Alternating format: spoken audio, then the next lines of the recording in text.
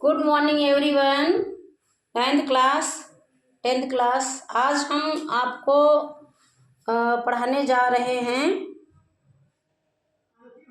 लगभग 120 शब्दों में पत्र।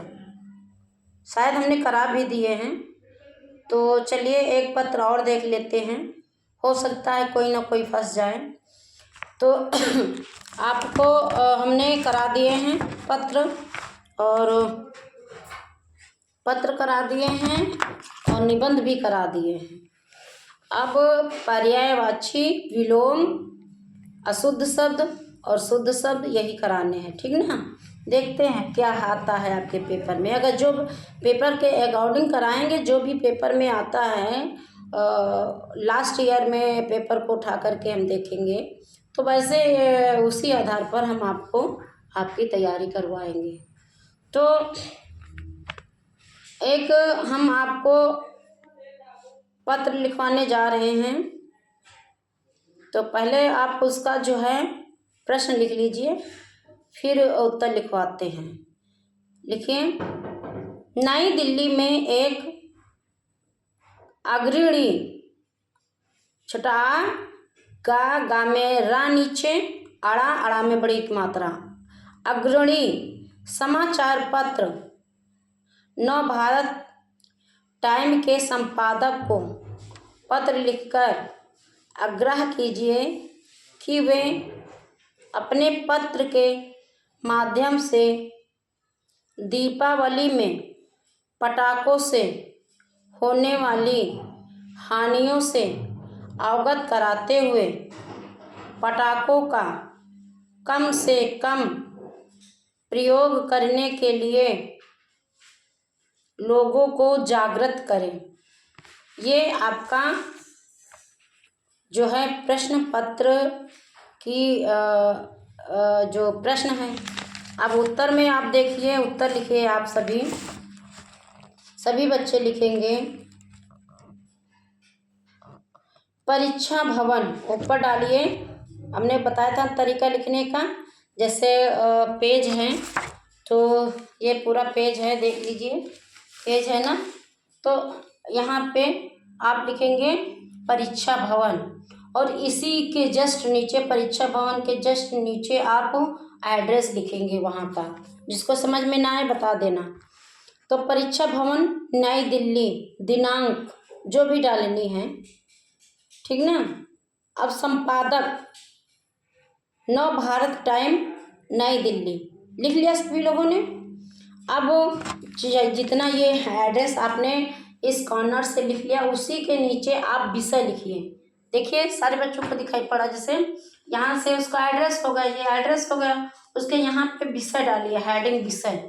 और विषय में आप लिखिए, यहाँ पर जब विषय लिख देंगे तो आप लिखोगे दीपावली में पटाखों से होने वाली हानियों पर जागरूकता फैलाने हेतु पत्र।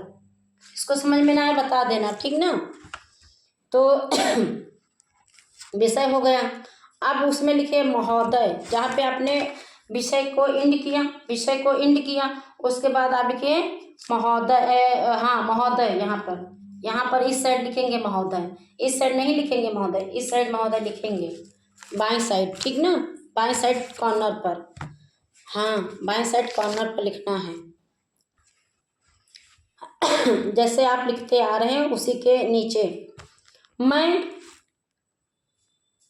अब आप अपना एड्रेस चेंज कर लीजिए, जो भी जहाँ का है।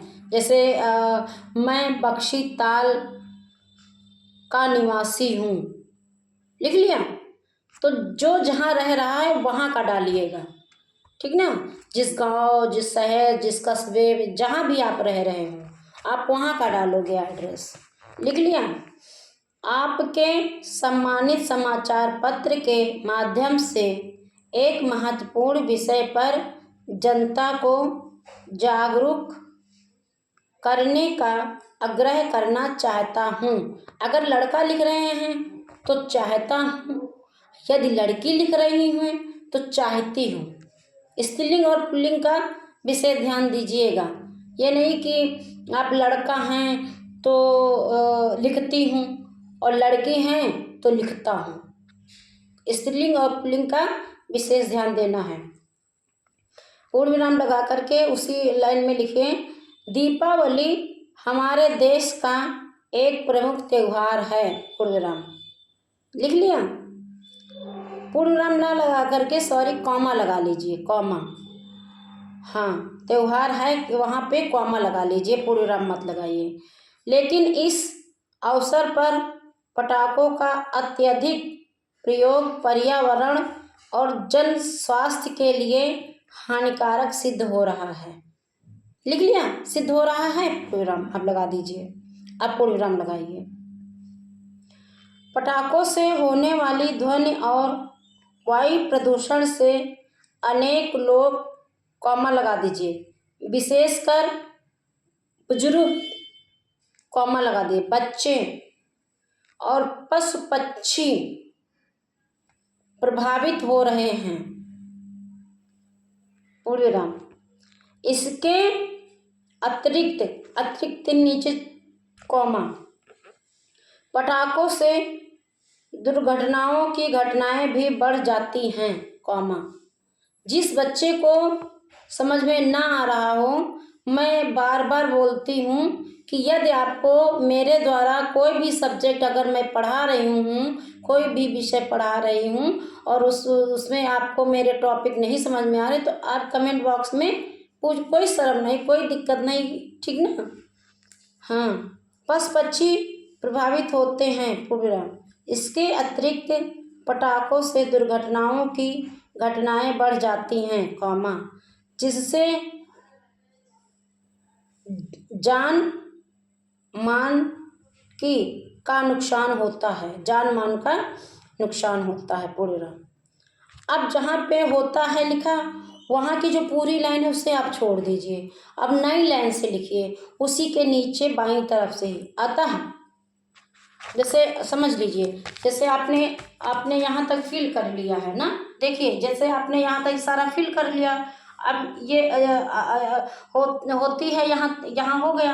अब इसको छोड़ करके यहाँ से लिखिए, नई लाइन से लिखिए। बेटा बोर्ड की प्रॉब्लम है हमारे साथ, और जब बोर्ड हमारे पास अवेलेबल हो जाएगा तो ये समस्या भी आपकी समाप्त हो जाएगी। इसीलिए हम कहते हैं कि ज़्यादा से ज़्यादा आप हमारा सपोर्ट करें। कोई फीस नहीं है, कोई चार्ज नहीं है, तो आप केवल सब्सक्राइब करें, ज़्यादा से ज़्यादा सब्सक्राइब करें, शेयर करें, कमेंट करें, ताकि हम उस लेवल की आपको पढ़ाई दे सके जिसके आप हकदार हैं। ठीक है ना। तो आपने लिख लिया नई लाइन से।